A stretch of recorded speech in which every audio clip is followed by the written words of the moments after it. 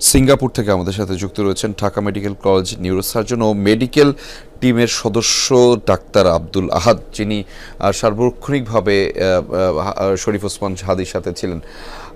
Doctor আহাদ, নিশ্চয়ই আপনি আমাকে শুনতে পাচ্ছেন। আমরা পুরো বাংলাদেশ সবাই মর্মাহত এবং শোকাহত। এই ঘটনাটা, এই এই মৃত্যু কারোর কাছেই কাম্য নয় এবং পুরো বাংলাদেশে আসলে শোকাহ অবস্থা রয়েছে।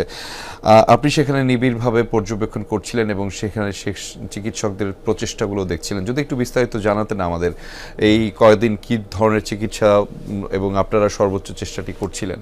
প্রথম থেকে যখন ঢাকা মেডিকেল কলেজ হসপিটালে ওসমান হাদিকে আমরা শুক্রবার দুপুর 2:30টার দিকে আমরা রিসিভ করি, তখন তাকে প্রথমে আমরা অ্যাসিস্টোলিক কার্ডিয়াক অ্যারেস্ট অবস্থায় আমরা পাই এবং তাকে 5 সার্কেল সিপিআর দেওয়া হয় এবং সিপিআর দেওয়ার পরে কিন্তু তার হার্টবিটটা আবার একটু রিভার্স করে এবং তাকে ইমিডিয়েটলি আমরা অপারেশন থিয়েটারে নিয়ে যাই।